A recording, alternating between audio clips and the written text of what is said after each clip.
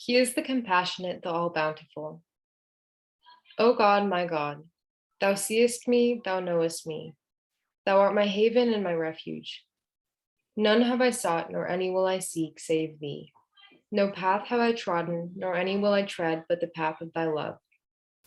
In the darksome night of despair, my eye turneth expectant and full of hope to the morn of thy boundless favor. And at the hour of dawn, my drooping soul is refreshed and strengthened in remembrance of thy beauty and perfection. He whom the grace of thy mercy aideth, though he be but a drop, shall become the boundless ocean. And the merest atom, which the outpouring of thy loving kindness assisteth, shall shine even as the radiant star. Shelter under thy protection, O thou spirit of purity, thou who art the all-bountiful provider, this enthralled, enkindled servant of thine.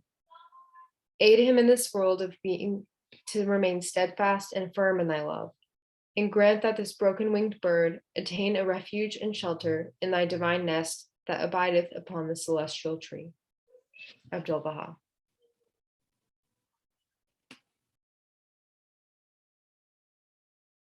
Thank you. So before we jump in, is there anyone who feels capable of or would like to share some of the points we've discussed in the last few weeks, or the last few sessions that we had of Promised Day Has Come?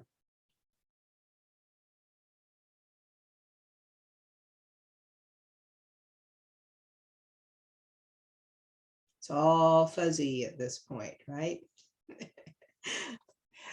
So this is the letter written at the beginning of World War II. Things are already going pretty hot and heavy. The battle for Britain is already underway. And this is, while it's sent to the United States, it's really addressed to all the Baha'is of the world. It's Shoghi Effendi's masterful explanation of what's going on in the world, how the old world order is crumbling and the new one is being built, and how all of the things that are happening in the world are part of the grand scheme of God's greater plan that Baha'u'llah outlined, particularly in his letters to the kings and rulers of the earth, which constitutes a very significant percentage of the promised day has come. And many of the quotes, of course, you have to remember, they're familiar to us now, but this was probably the first time that they were translated officially by Shoghi Effendi and made widely available through this. So the Advent of Divine Justice, which was written 2 years earlier, is really written to the American Baha'i community to basically tell it how to continue functioning during the war. This is a letter to the entire Baha'i world about the precarious situation that the world is in. So it begins with doom and gloom in the very, very opening paragraph, talking about how we have to go through this turbulent period. And then he has, in the last session, we talked about some of the general statements Baha'u'llah wrote to the kings and rulers of his time. And we didn't complete that. We went through some sections of the Surah Haikal and also what was in the Kitab-i Aqdas. These were quoted by Shoghi Effendi. And Shoghi Effendi explained something which I found very profound that I hadn't really thought of until restudying this book, which was that at the time Baha'u'llah came to the world, many of the peoples of the world had no choice as to what religion to accept. It was a choice made for them by the rulers of their area, including the clergy of their area. And they had no ability to investigate the word, the revelation of Baha'u'llah without first getting the permission of the kings and rulers who made those decisions for them. So he had to address the kings and rulers of his time in order to bring the revelation to the generality of mankind. So we left off with general statements to the kings and rulers, and this is where we ended at the last session, where the Guardian is about to quote from one section of the tablet to Queen Victoria. Today, trying to get a little bit more background on this particular tablet, I ran across a wonderful talk that Dr. Nader Saidi did about this particular tablet, in which he points out that it is quite unlike the other tablets to the kings and rulers. She is, at the time, the representative of the most powerful empire that the world has ever known. The letter, probably written in 1868, we're not exactly certain whether it was written in Edirne or when he got to Akka. But at that time, it was said that the sun never set on the British Empire. 25% of the world's population was under the British Empire. So it is not surprising that within the letter to Queen Victoria, there are also general statements to the kings and rulers of the world.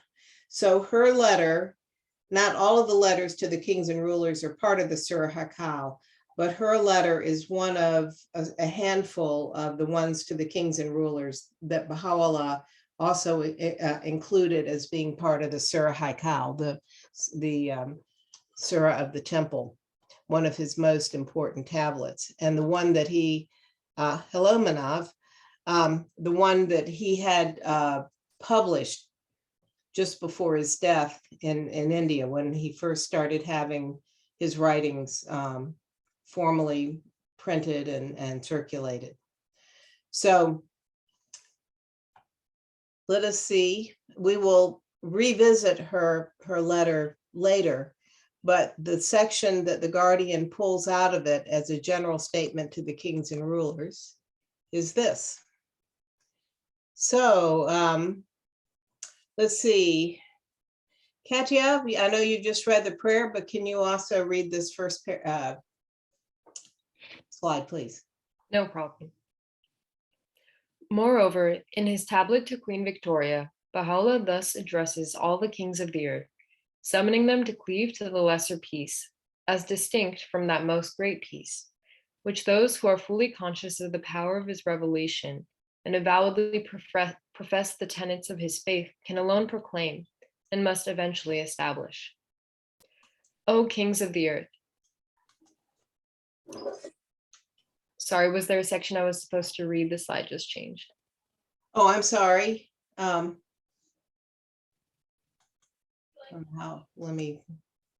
right, sorry. No worries. O kings of the earth, we see you increasing every year your expenditures and laying the burden thereof on your subjects. This, verily, is wholly and grossly unjust. Fear the sighs and tears of this wronged one, and lay not excessive burdens on your peoples.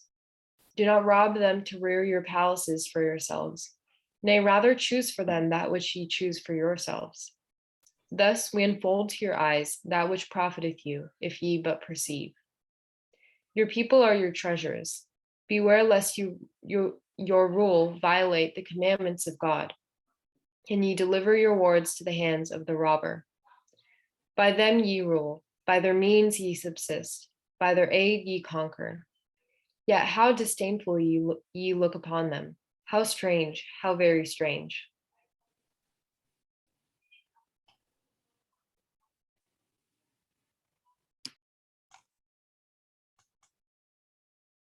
Whoops.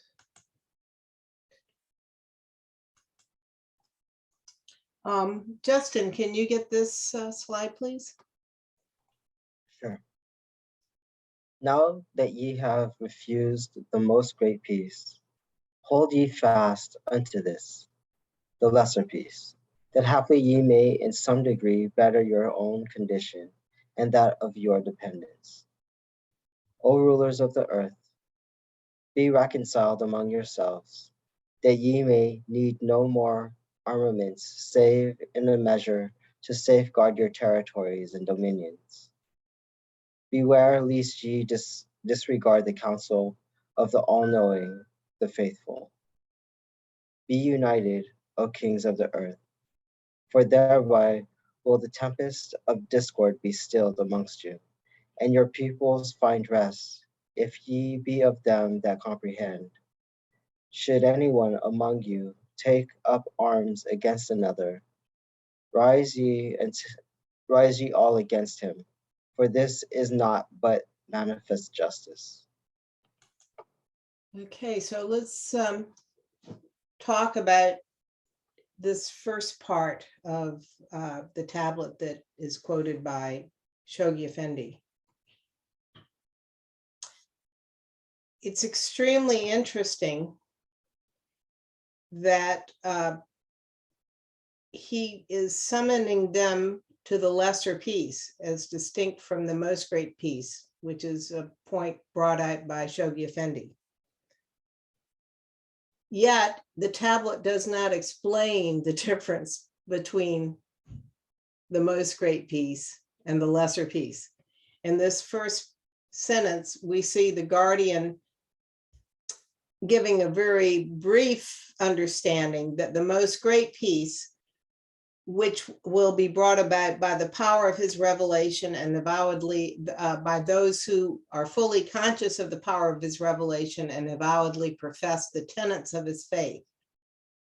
So the kings and rulers can't make the world spiritual, and that's what the most great peace is about.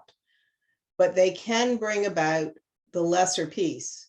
They can put institutions in place, they can do political reforms and so forth, which will at least eliminate warfare, even if it doesn't make for an easy world where people are getting along well. So what are some of the things that he is telling the kings and rulers to do?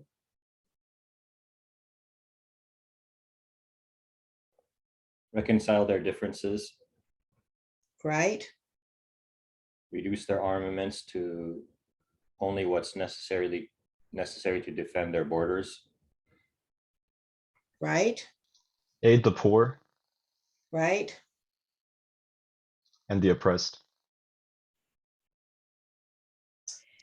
And he's trying to get them to see their people in a different way, not just to see them as servants or slaves, but he says, your people are your treasures.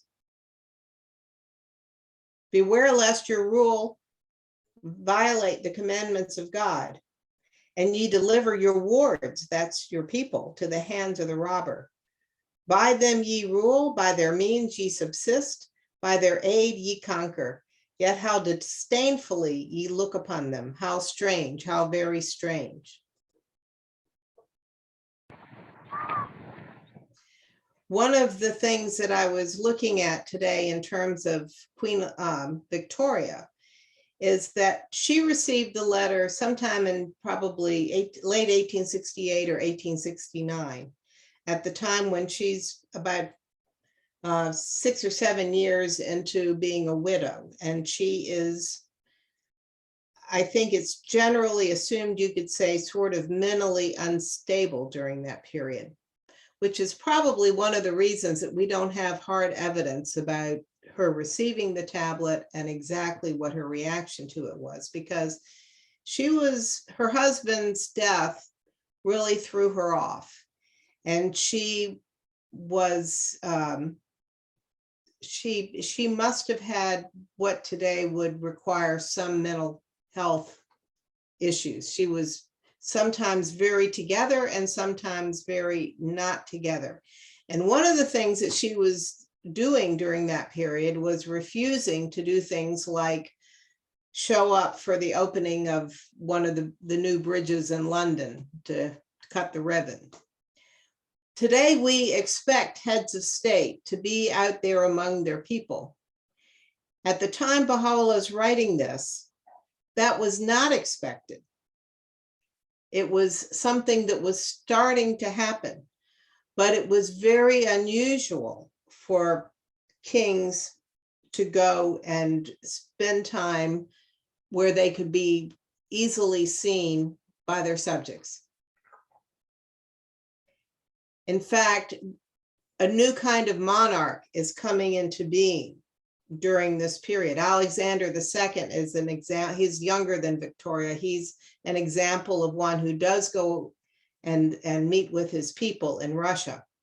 So Baha'u'llah is telling the kings and rulers, don't consider yourself so high and mighty above your subjects, right? This is a whole new way of looking at the relationship between the governors and the governed in this very brief statement to the Queen.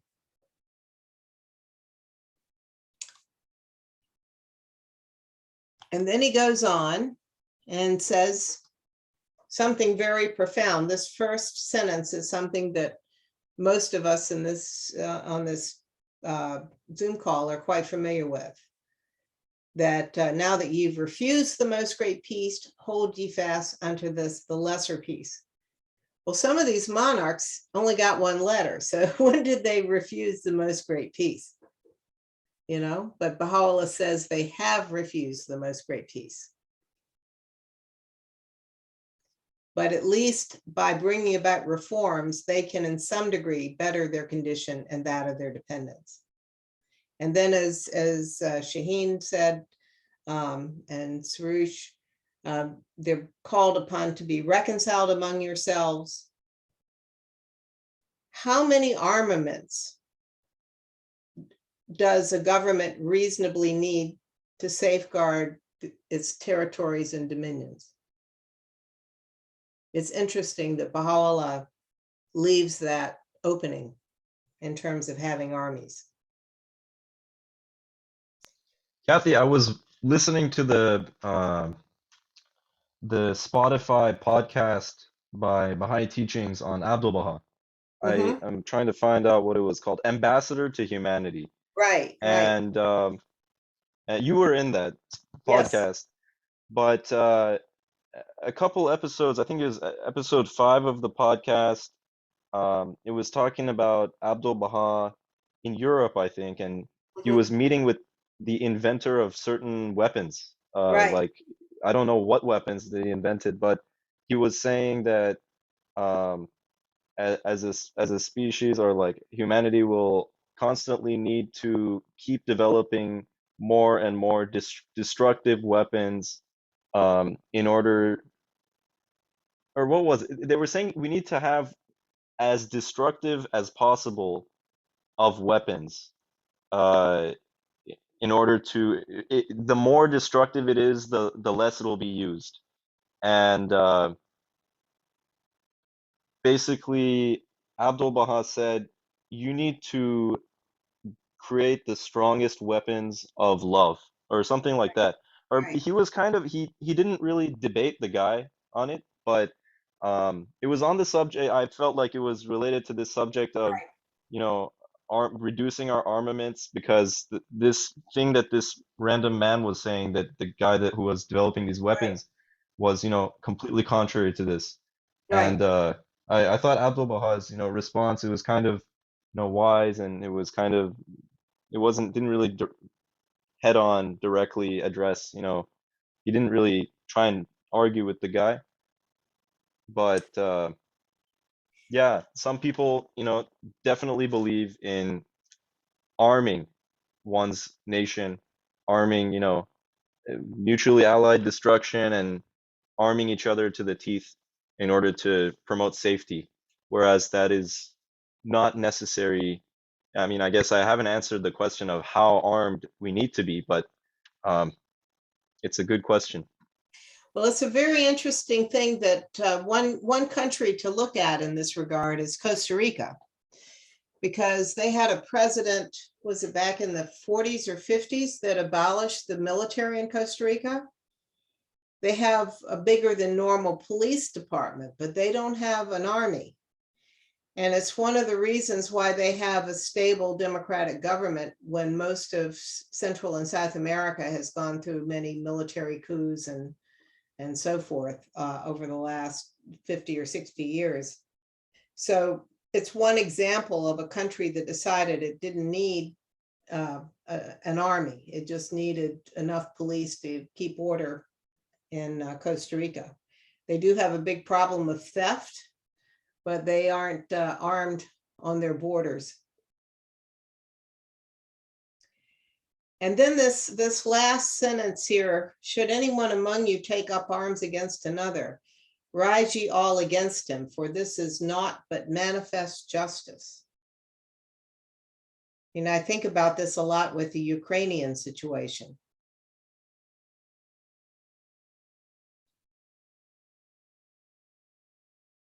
I'm surprised that, unlike the Gulf War, where a lot of nations gathered together to stop Saddam Hussein from his invasion in Kuwait, that this didn't happen between Russia and Ukraine. And I suspect because the motives are different this time. Well, I think that Saddam didn't have nuclear weapons. Putin not only has them, but he's willing to use them. And I think that's also Western Europe didn't get its oil and gas from Saddam Hussein like they do right now from Russia. So people had more to lose. The calculation was a little different. But just think about it. If 100 countries had sent 500 troops apiece and they had just had them camped at the border where those troops were being massed, there's no way that Russia would have invaded. Wait, can you say that one more time? I said, if say 100 countries in the world had each sent only 500 troops apiece, or in the case of smaller nations, just several hundred troops, and they had just camped out along the Ukrainian border when Russia massed its troops on the Ukrainian border before the invasion in February, there's no way the invasion would have happened. I think the act of showing that solidarity would have helped. Exactly. That alone would have done it. Yeah, it's kind of weird how the number of countries just adds up over time. Like 200 times 500 Right, is 100,000. right. Yeah. Yeah. Russia wouldn't have wanted to start shooting at troops from Nigeria and Canada and so forth, you know, as well as American troops. Wouldn't have happened.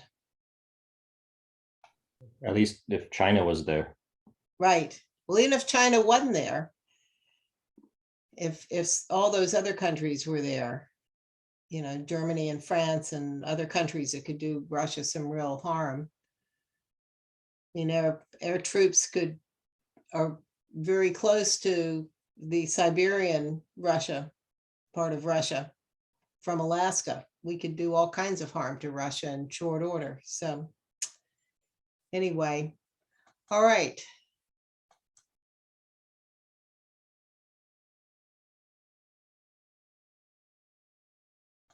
Sorry, whoops, going the wrong direction. Okay, so Iman, can you get this one, please? Yes. To the Christian kings, Baha'u'llah, moreover, particularly directs his words of censor and in a language that cannot be mistaken. It discloses the true character of his revelation. O kings of Christendom, heard ye not the saying of Jesus, the Spirit of God, I go away and come again unto you? Wherefore then did ye fail when he did come again unto you in the clouds of heaven to draw nigh unto him, that ye might behold his face and be of them that attained his presence? In another passage he saith, when he, the Spirit of truth, is come, he will guide you into all truth. And yet behold how, when he did bring the truth, ye refused to turn your faces towards him, and persisted in disporting yourselves with your pastimes and fancies. Ye welcomed him not, neither did ye seek his presence, that ye might hear the verses of God from his own mouth and partake of the manifold wisdom of the Almighty, the All-Glorious, the All-Wise. Ye have, by reason of your failure, hindered the breath of God from being wafted over you, and have withhold from your souls the sweetness of its fragrance. Ye continue roving with delight in the valley of your corrupt desires. Ye and all ye possess shall pass away. Ye shall most certainly return to God, and shall be called to account for your doings in the presence of him whom shall gather together the entire creation. Any thoughts on this very weighty paragraph? Which I don't believe is in the one to Queen Victoria. This is just a general statement to the kings of Christendom. Baha'u'llah is our Lord and Savior. Amen. Right. Thank you. I just am blown away by the beauty of how he says these things. I mean, it's poetry, even though it's extremely weighty.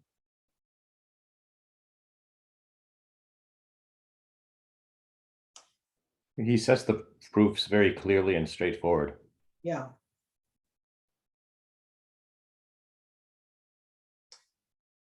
He's referring to the book of John, where he's the famous passage, when he was the spirit of truth has come, he will guide you into all truth. He's quoting from the book of John there. And he gives the reason why they failed to turn to him. Exactly. They're having too good a time in their palaces. Allowed materialism and power.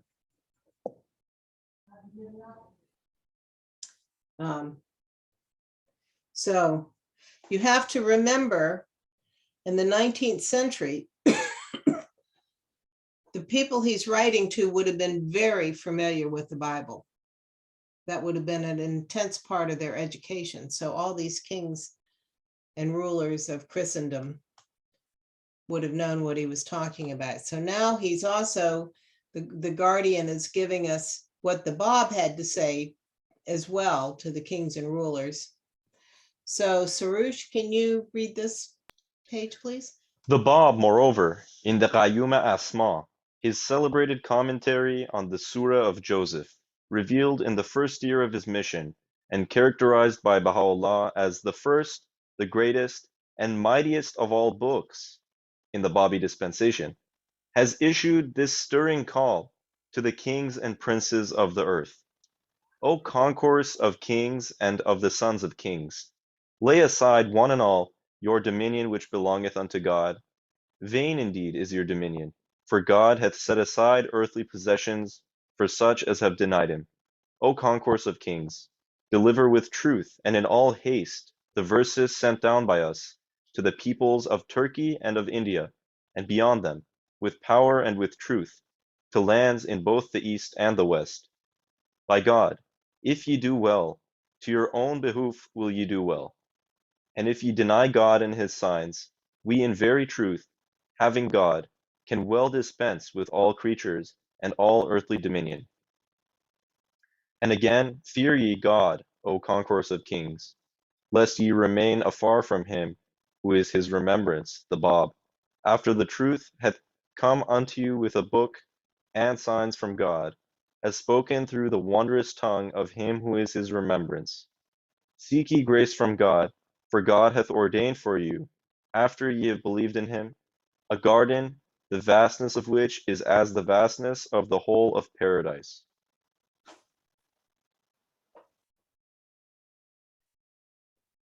Any thoughts? Vain indeed is your dominion, for God hath set aside earthly possessions for such as have denied him. I love that. Yep. I also love that prayer of the Bob, where he says that if he wants to punish his servants, he gives them the good things of this earth. He tests them with the material things.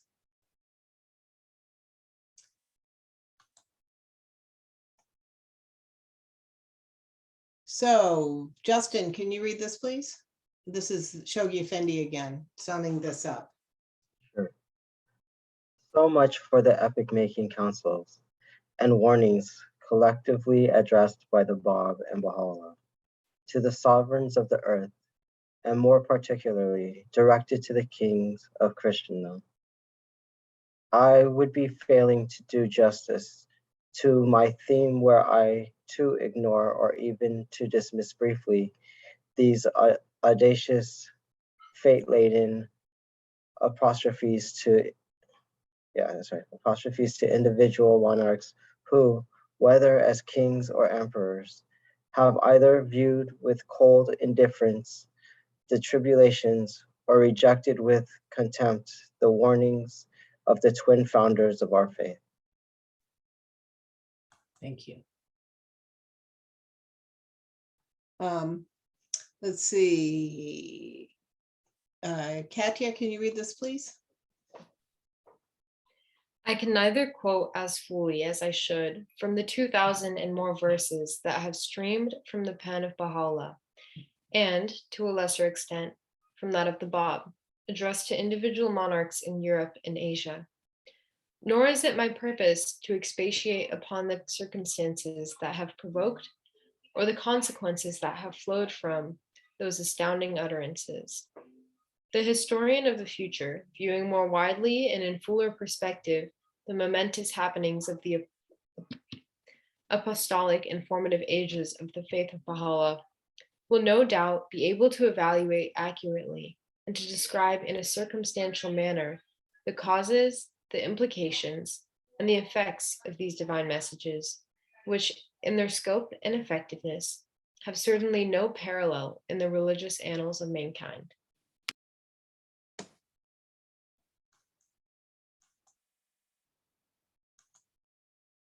All right, so we know that Muhammad sent a few letters to some of the rulers in the Middle East during his lifetime. Those letters were delivered. But to my knowledge, no manifestation of God prior to Baha'u'llah has addressed the major kings and rulers of his time. And as I said, it was necessary to get the word to the generality of mankind, to first get it through these people. Because remember, we're just not talking when we, for example, when we talk about Napoleon III here, he's running the French Empire, which includes large sections of Africa, Southeast Asia, countries like Cambodia and Thailand, and all those areas are, not Thailand, but Vietnam. These are all part of the French Empire. So he is not just controlling what we think of today as France.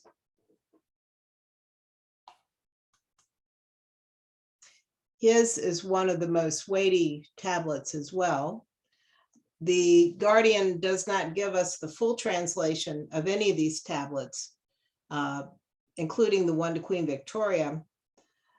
The interesting thing about Napoleon III's tablet is it includes a section on fasting, the Baha'i teachings on fasting, which I find very humorous given the French love for fine food. So it shows that Baha'u'llah added all kinds of interesting aspects to his tablets, to their kings and rulers. But this is the section of Napoleon III's that Shoghi Effendi wants us to concentrate on. Just a aside on that. All right, so let's see. Shaheen, can you read this, please? Thank you, yes. To the French Emperor Napoleon III, Baha'u'llah addressed these words: O King of Paris, tell the priest to ring the bells no longer. By God, the true one, the most mighty bell hath appeared in the form of him who is the most great name, and the fingers of the will of thy Lord, the most exalted, the most high, toll it out in the heaven of immortality, in his name, the all-glorious.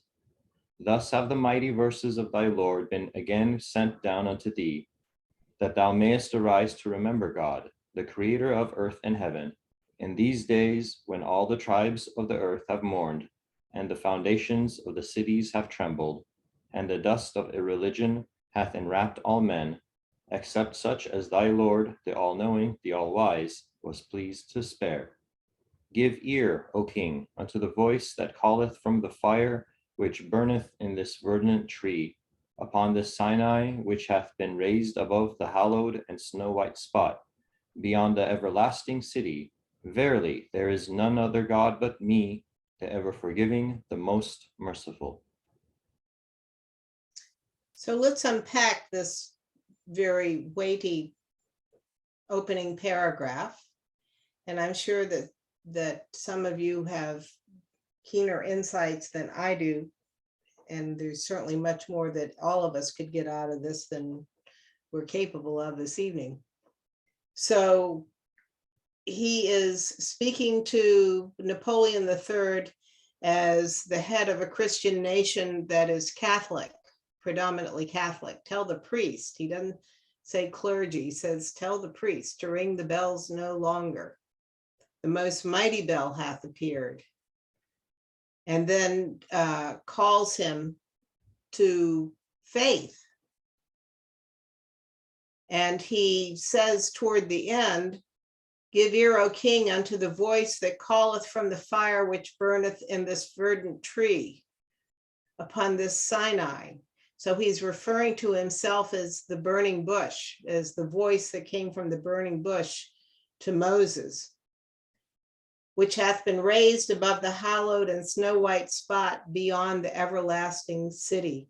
So he's in the Holy Land, he's in the region of Jerusalem, which gives him credibility to a staunch Christian to say that I'm saying that I'm the one you're waiting for, and I'm coming from the Holy Land. I'm addressing you from the Holy Land, which is where you expect me as the return of Jesus to be addressing you. And it's also interesting that in this particular paragraph, he brings up, thus have the mighty verses of thy Lord been again sent down unto thee. So this is the second coming of Christ. This is the Bible renewed.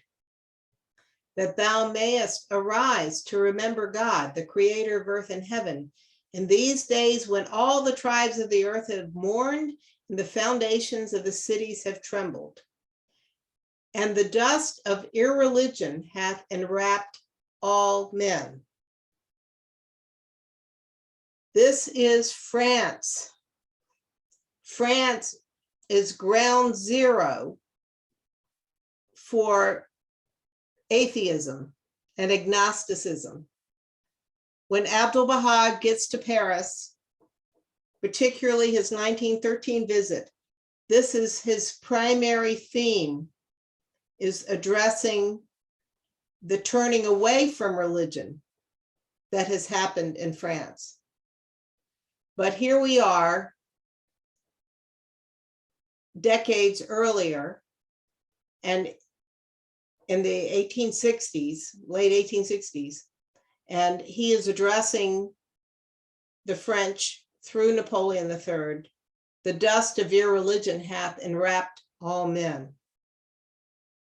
Abdu'l-Baha said that when he walked the streets of Paris, he didn't see any spirituality in the faces of the inhabitants of Paris, which he said was different from what he saw in North America and in England.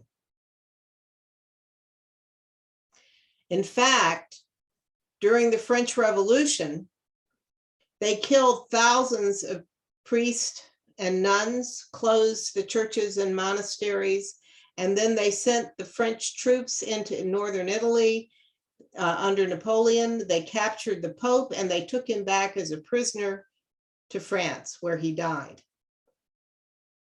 So they actively declared war in France on the Catholic Church during the French Revolution and the years immediately after that. So they had come to an agreement with the Catholic Church after the rise of Napoleon Bonaparte And this, of course, is his nephew. So the church was basically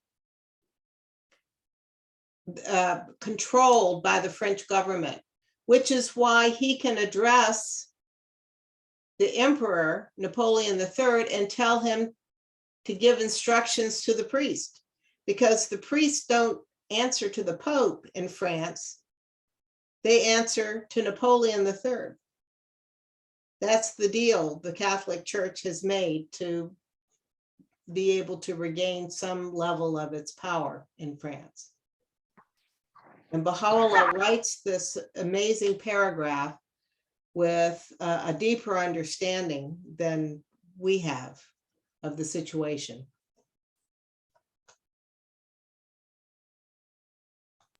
Do we know what the reaction was to that letter? It was contempt. Supposedly, Napoleon threw it away and said, if this man is God, then I'm three gods, or something like that.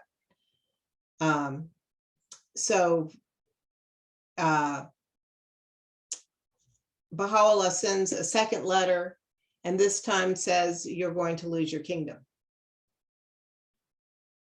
because of the way you treated my first letter to you. And of course, in short order, he does. And this is one of the points that Chogi Effendi will bring out a little bit later. So let's see. Manav, are you in a position to read, or are you just looking at it on your phone where the letters are too small? I can see all. Can you hear me?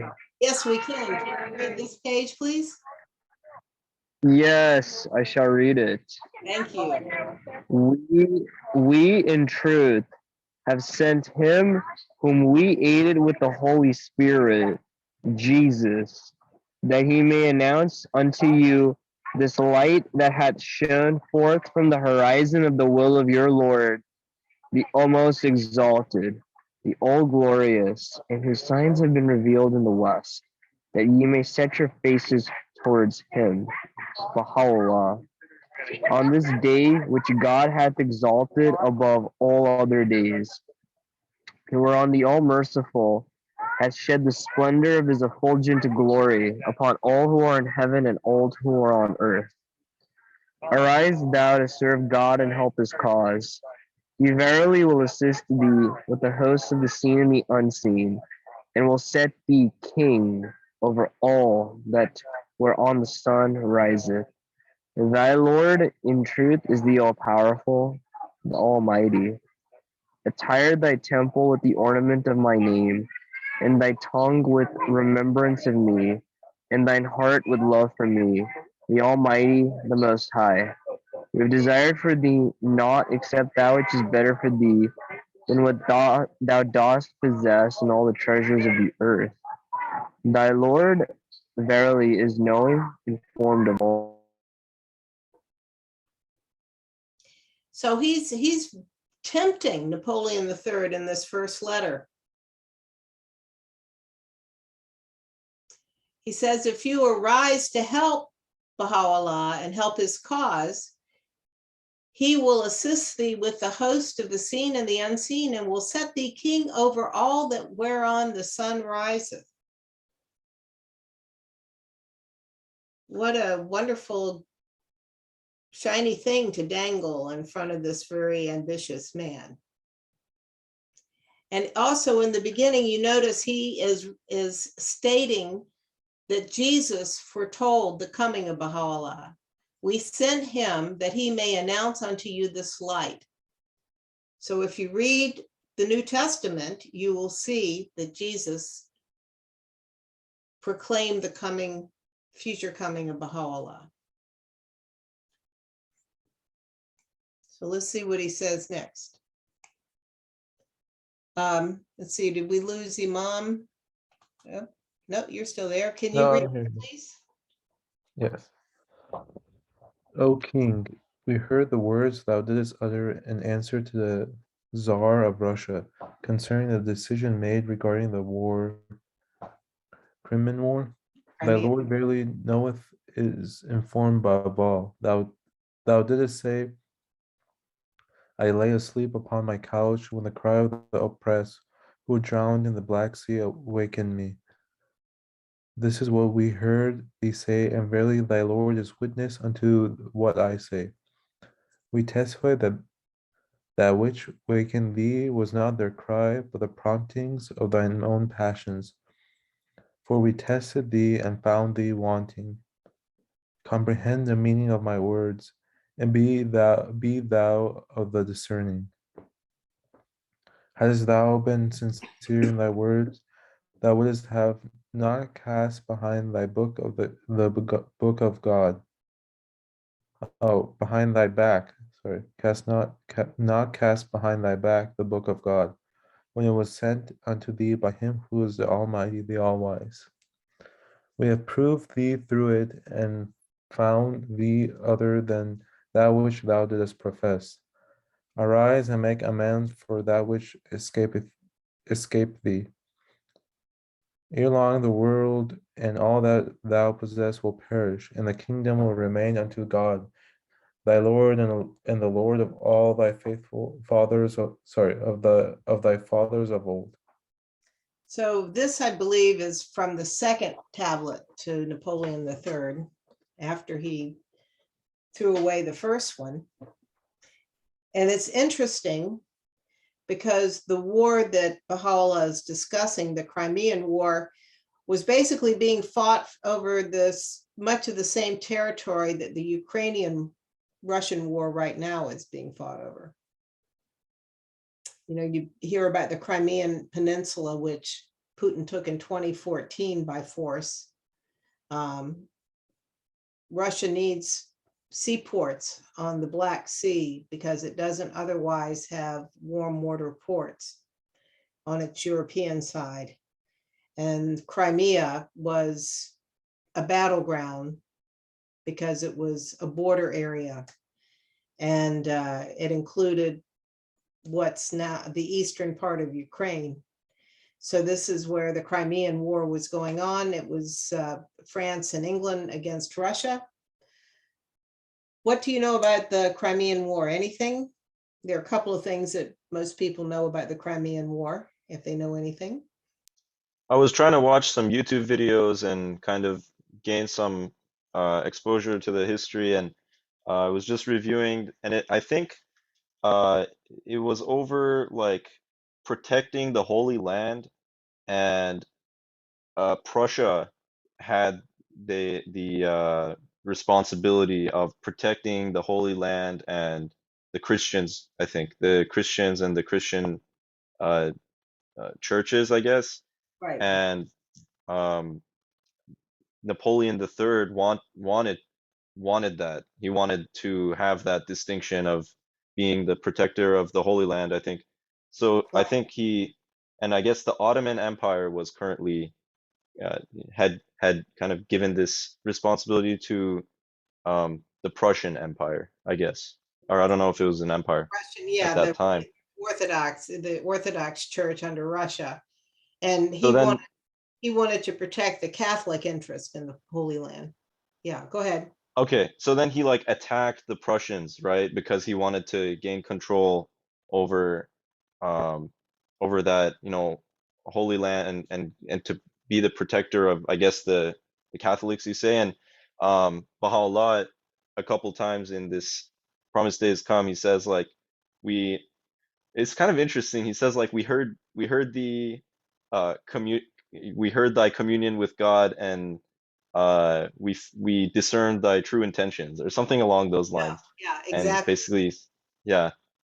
Yeah, yeah. So yeah, he's saying he wants to take care of the Christian Catholics in the Holy Land who are being oppressed by the Ottomans. And the Russians are saying, no, we're going to take care of the Greek Orthodox, or the Orthodox Christians in the Ottoman Empire. And that what they're really fighting over is land and control of the Black Sea and so forth, which is a very important shipping area. And the Dardanelles and so forth. It's very key to movement by water in that area. So at this point, the Ottoman Empire is referred to generally as the sick man of Europe. And the great powers of Europe are licking their chops and wondering how they can start taking pieces of the Ottoman Empire away from Istanbul and from the Muslim Turks. So this is all part of what the Crimean War is about. Crimean War is famous because of Florence Nightingale and the establishment of the Red Cross, the first real modern nursing in a war. It was one of the first wars, certainly in Europe, to use modern technology. So it was the first sort of modern war, but also the famous Charge of the Light Brigade was part of the Crimean War. Sort of the Pickett's charge for England was a disaster. Anyway, the whole war was pretty much a disaster. It was sort of a stalemate at the end, and destabilized both the British and French governments, because even though they claimed victory, they really wasn't a victory. It was sort of, as I said, a stalemate. So it was the beginning of the end for Napoleon III. He'll be finished off by the Prussians shortly after he receives this. And Chogi Effendi will get into that. All right, so let's see. Shaheen, can you read this, please? Sure. It behooveth thee not to conduct thine affairs according to the dictates of thy desires. Fear the size of this wronged one, and shield him from the darts of such as have acted unjustly. For what thou hast done, thy kingdom shall be thrown into confusion, and thine empire shall pass from thine hands, and as a punishment for that which thou hast wrought. Then wilt thou know how thou hast plainly erred. Commotions shall seize all the people in that land, unless thou arisest to help this cause, and followest him who is the Spirit of God, Jesus, in this the straight path. Hath thy pomp made thee proud? By my life, it shall not endure. Nay, it shall soon pass away, unless thou holdest fast by this firm cord. We see abasement hastening after thee, while thou art of the heedless. Abandon thy palaces to the people of the graves, and thine empire to whosoever desireth, and turn then unto the kingdom. This verily is what God hath chosen for thee, wert thou of them that turn unto him. Shouldst thou desire to bear the weight of thy dominion, bear it then to aid the cause of thy Lord. Glorified be this station, which whoever attaineth thereunto hath attained unto all good that proceeded from him who is the all-knowing, the all-wise.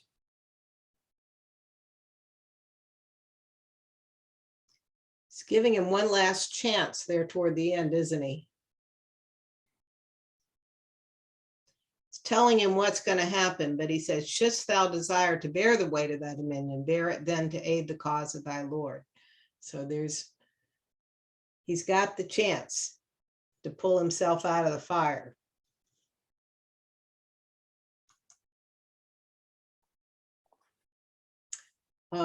Justin, can you read this, please? Sure.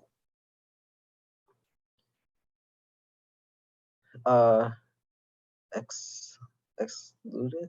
Exalteth. Sorry, what is wrong with me? Exalteth, that's all right. Yeah. Exaltest thou over the treasuries thou dost possess, knowing they shall perish. Rejoiceth thou in that thou rulest a span of earth, when the whole world, in the estimation of the people of Baha, is worth as much as the black in the eye of a dead ant. Abandon it unto such as have set their affections upon it, and turn thou unto him who is the desire of the world. Whether whether are gone the proud and their palaces. Gaze thou into their tombs, that thou mayest profit by this example, inasmuch as we made it a lesson unto every beholder. Were the breezes of revelation to seize thee, thou wouldest flee the world and turn unto the kingdom, and wouldest expend all thou possessest, that thou mayest draw nigh unto the sublime vision. Any further thoughts or comments about these excerpts from the letter to Napoleon III?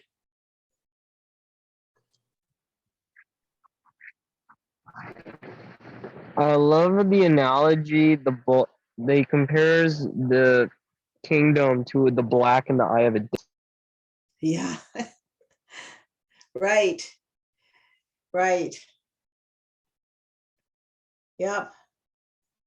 The whole world is worth as much as the black in the eye of a dead ant in God's sight, or the sight of the people of Baha'i. I would like to think we've all reached that level of not being materialistic as Baha'is, but I'm not so sure we're there yet. I like the example of the graves. Yes. Uses frequently. Yeah. Yeah. I think Right. that, like, you know, if someone were to contemplate, you know, life and death, dying, you know, in graves, they would be considered, at least today, like a dark individual, right? Oh, he's talking about death, that's dark. But all is saying is, look, this is reality. You can think whatever you want, and you can fantasize that you're gonna, you know, live forever, be healthy forever, and try to be all James Bondish around the world. And actually, like, that's really what's glorified in these James Bond like series and films, is like, you know, it's just that worldliness, right?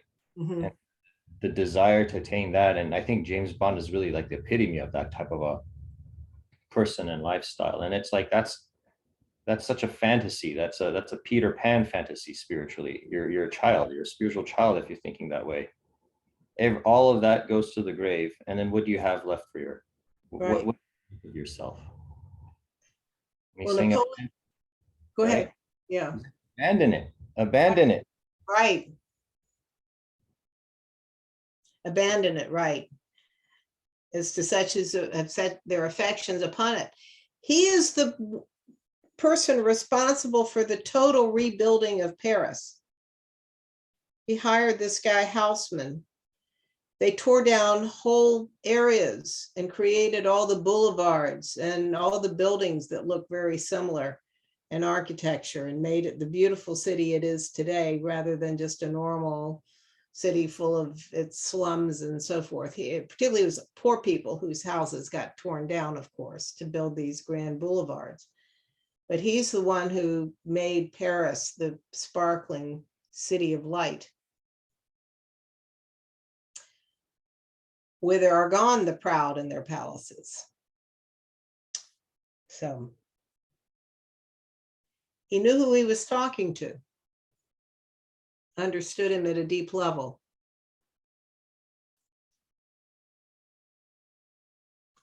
Let's see what he had to say to the Pope. Pope Pius IX. Easy one for us to remember with such a name. Pope Pius was a real disaster.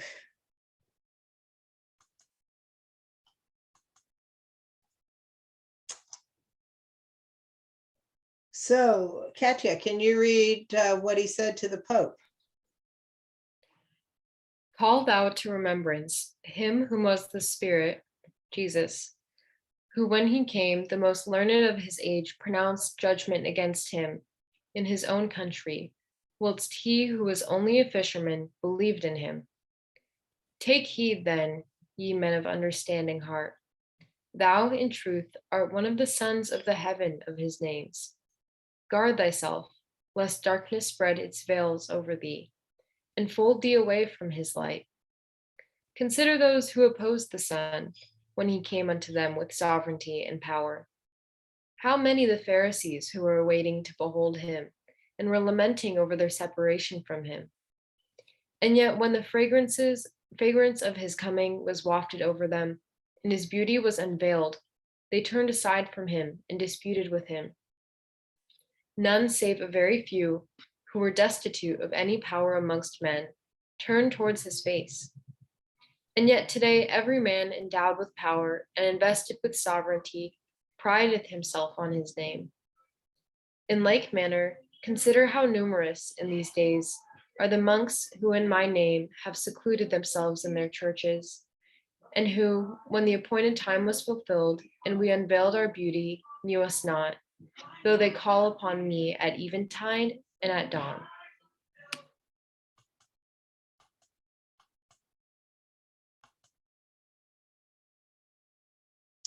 Iman, can you read this? The word which the Son concealed is made manifest. It hath been sent down in the form of the human temple in this day. Blessed be the Lord who is the Father. He verily is come unto the nations in his most great majesty. Turn your faces towards him, O conquerors of the righteous. This is the day whereon the rock, Peter, crieth out, and shouteth, and celebrateth the praise of its Lord, the all-possessing, the Most High, saying, Lo, the Father is come, and that which ye were promised in the kingdom is fulfilled. My body longeth for the cross, and mine head awaiteth the thirst of the spear, in the path of the All-Merciful, that the world may be purged from its transgressions. So clearly he is addressing the Pope in Christian terms.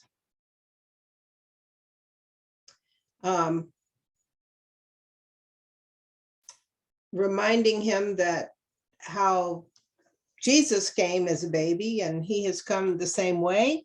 When he's talking about the rock, Peter, why is he bringing Peter up?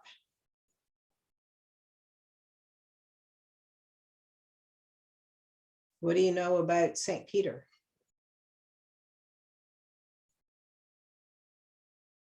Well, he's, I guess if you think of it as like the covenant in Christianity, he'd be the rightful, I guess, not successor, but the person that the Christians should turn to next.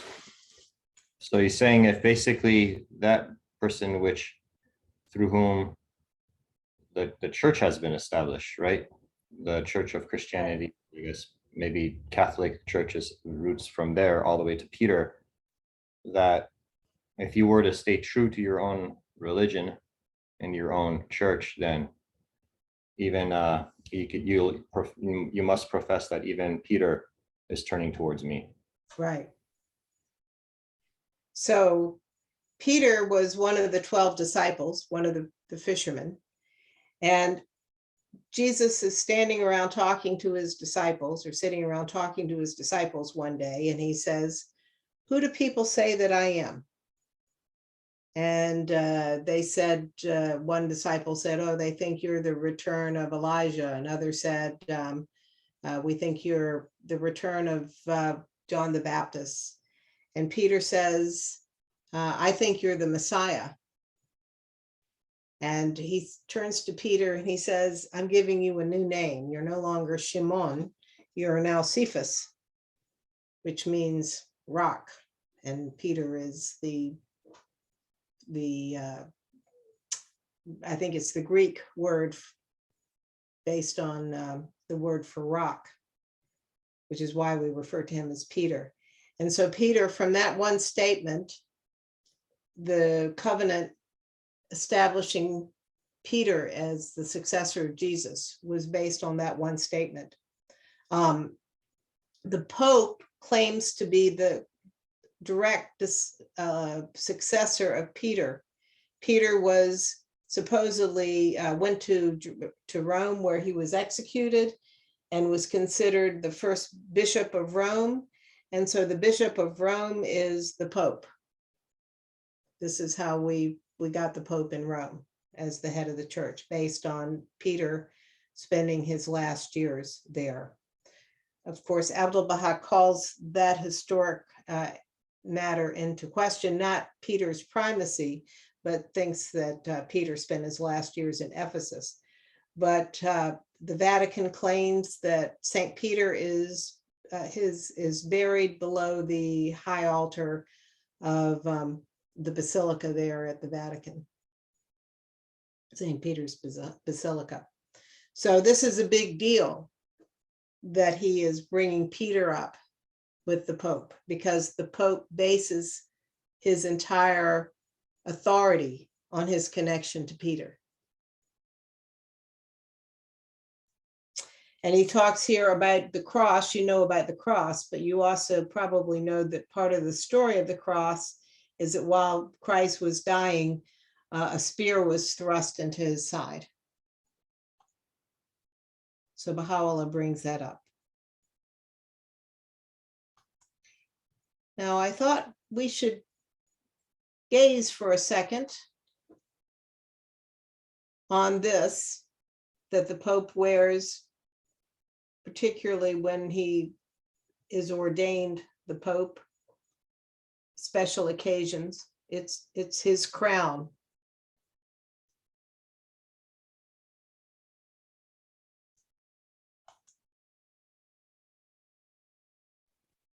I was just going to make a quick comment Sure. just based on the photo. It's really interesting considering, like, when we think about Abdu'l-Baha, who led the faith, and we consider our example, like, the idea is, like, the highest station we can take is the station of a servant. Right.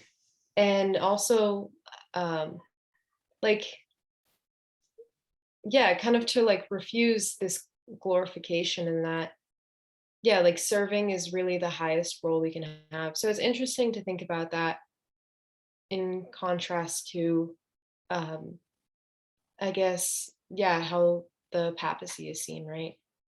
Right. Right. And St. Peter was a fisherman. You can go to Capernaum on the Sea of Galilee and see the house that he lived in, which is a very modest house. And according to Abdu'l-Baha, he was illiterate and had to tie up his food into little parcels so he would know how many days he had been out on his fishing boat, because he couldn't keep track of the days of the week without some crutch like that. So we go from that to this. I also And- wanted, Yeah, go ahead. I'll quickly add, while we're on the subject, this reminded me of this passage from Some Answered Questions, where Abdu'l-Baha says, Christ, hungry and destitute, subsisted on the herbs of the wilderness and would not consent to see any heart saddened.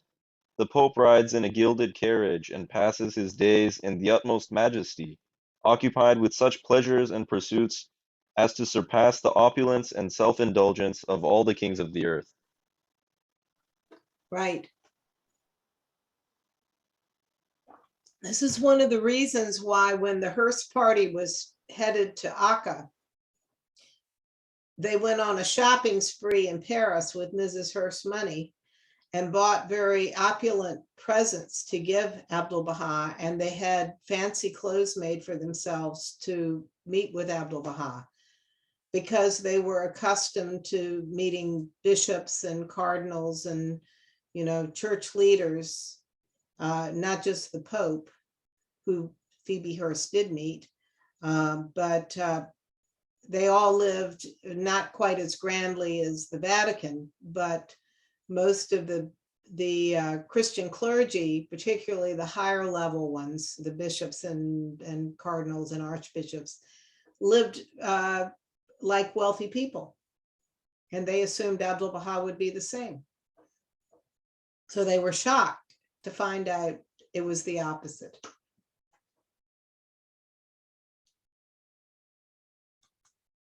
I always thought the Pope Mobile is a joke. Yeah, Well, they had to create that though after he got shot at.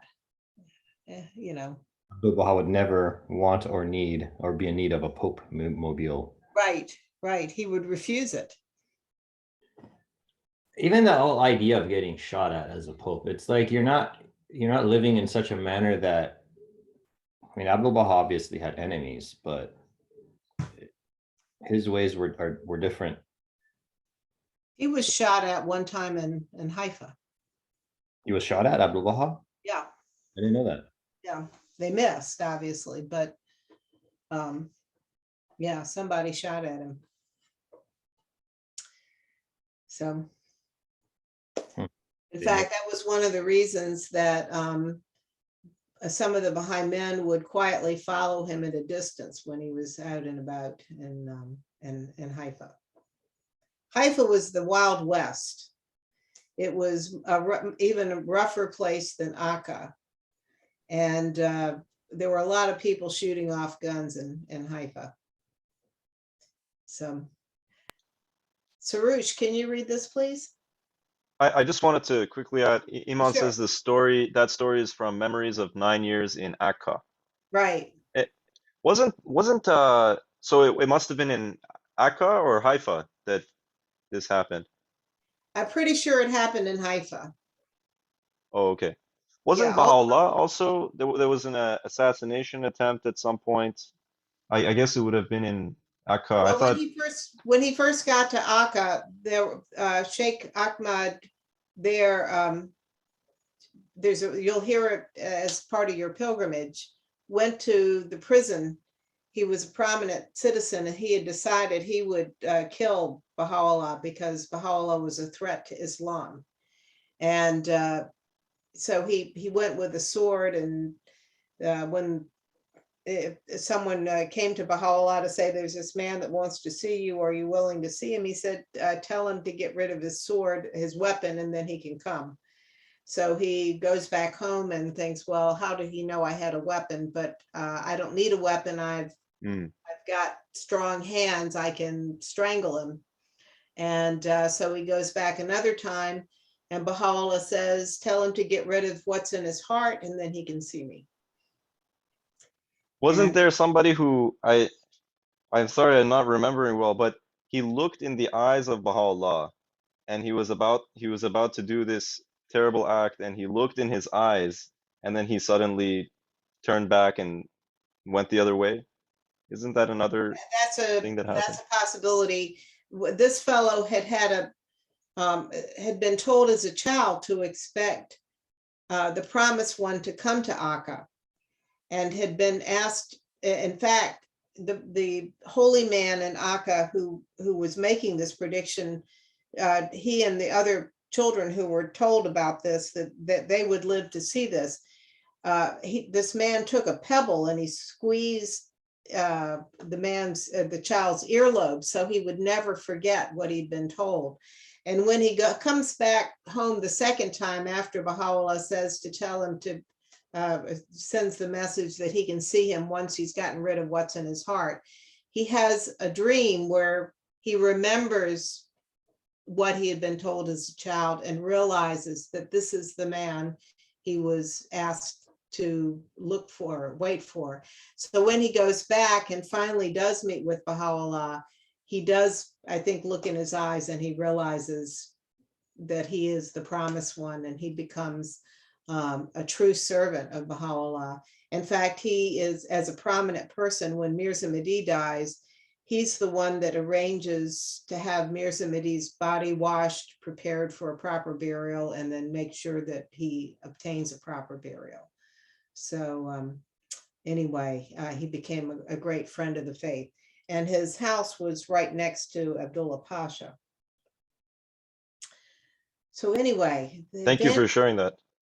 the advantages of having a former pilgrim guide as your facilitator. So, Sarush, can you read this, please? O Supreme Pontiff, incline thine ear unto that which the fashioner of mouldering bones counselleth thee, as voiced by him who is his most great name. Sell all the embellished ornaments thou dost possess, and expend them in the path of God, who causeth the night to return upon the day, and the day to return upon the night. Abandon thy kingdom unto the kings, and emerge from thy habitation, with thy face set towards the kingdom, and detached from the world, then speak forth the praises of thy Lord, betwixt earth and heaven. Thus hath bidden thee he who is the possessor of names, and on the part of thy Lord, the Almighty, the All-knowing. Exhort thou the kings, and say, Deal equitably with men. Beware lest ye transgress the bounds fixed in the book. This indeed becometh thee. Beware lest thou appropriate unto thyself the things of the world, and the riches thereof. Leave them unto such as desire them, and cleave unto that which hath been enjoined upon thee by him who is the Lord of creation. Should anyone offer thee all the treasures of the earth, refuse to even glance upon them.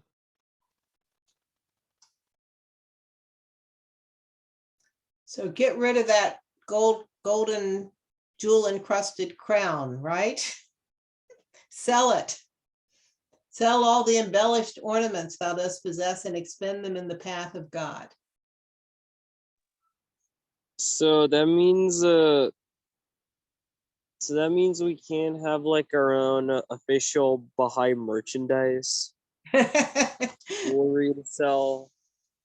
I was willing to go sell that and like speed up the construction of the shrine for Abdul Baha and such. Well, we can own nice things. We're just not supposed to be attached to them. But in the case of a spiritual leader like the Pope, it was unbecoming of the station of the successor of Peter to live like a king with such opulence.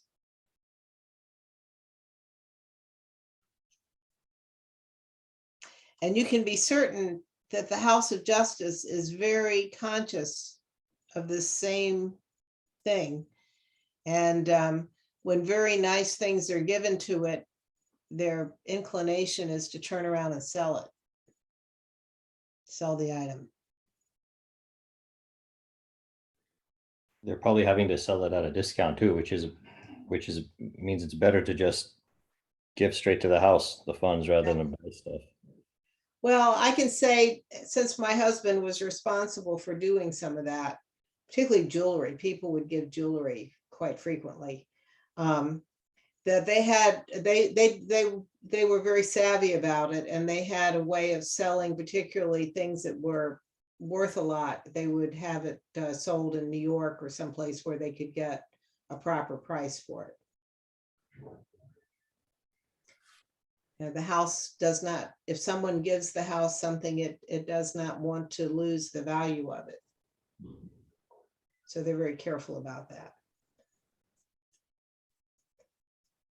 All right, so I think we'll stop with this last quote to the Pope. And next week we'll pick up with Tsar Alexander. So let's see who to pick on. Imam, can you read this, please? Yes. Be as thy Lord hath been. Thus hath the tongue of revelation spoken, that which God hath made the ornament of the book of creation. Should the inebriation of the wine of my verses seize thee, and thou determinest to present thyself before the throne of thy Lord, the creator of earth and heaven, make my love thy vesture, and thy shield remembrance of me,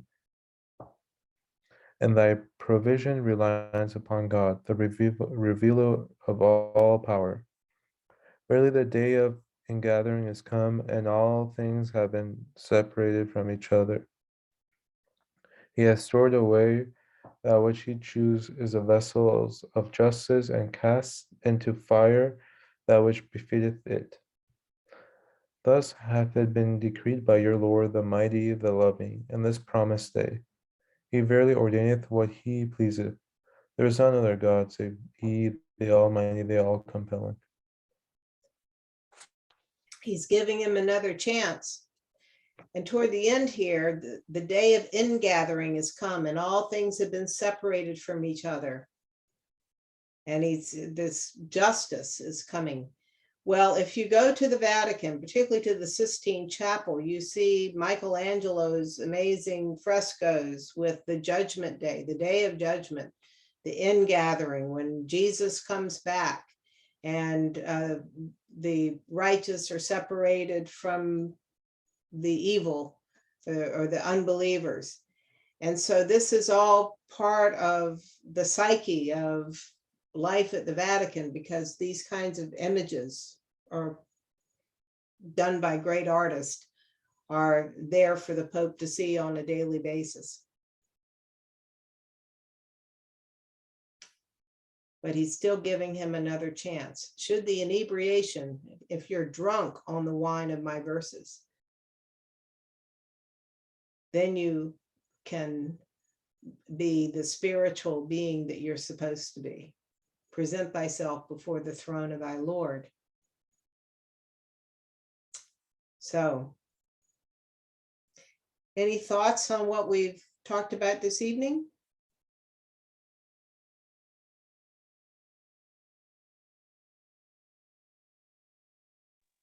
One thing is just the gunshot story. Just like, Abdul Baha was so in the spirit that he was like, oh, why should I be afraid? I know Right. I'm not gonna get shot. No reason to, so there's no reason for me to run away. It's true.